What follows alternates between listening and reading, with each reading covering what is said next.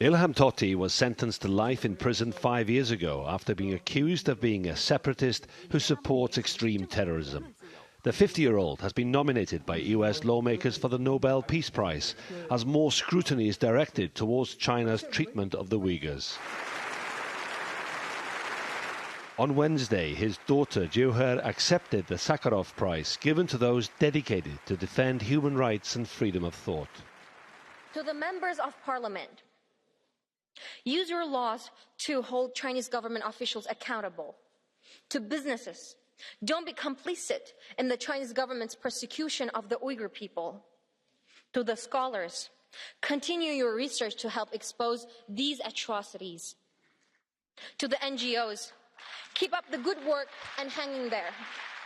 She's living in exile in the US and hasn't seen her father for 5 years.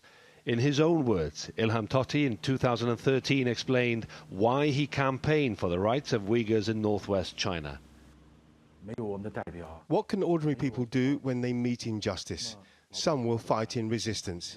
Even though I oppose violence, I believe there'll be more and more violent resistance by ordinary people if government policies don't change. In October, China described Tohti as a criminal. The authorities say they're trying to educate and save people from being influenced by religious extremism. An estimated 1 million people are interned in state-run camps. These pictures were filmed earlier this year. I think it confirms what we've been saying here at the State Department and the United States government for some time now about what's taking place there, the very significant human rights abuses. I think it confirms it, shows that it's not random and it is intentional and that it is ongoing. As trade talks between the US and China continue, President Trump has been less forthright than his Secretary of State.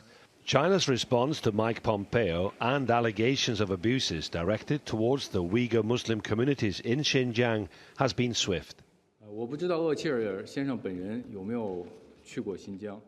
It made us aware of his malicious intentions to interfere with China's domestic affairs by using Xinjiang-related issues. I want to stress that first, there aren't any ethnic, religious or human rights issues. The measures that the Xinjiang government takes are about counter-terrorism and de-radicalization. Arsenal Football Club's German-born player of Turkish origin, Mesut Özil, has been outspoken on how he regards the Uyghur treatment in China.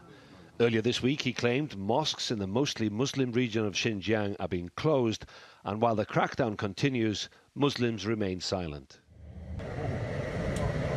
China's leaders refute accusations of oppression. They defend the political and economic stability in the region and said the footballer could visit and take a look for himself.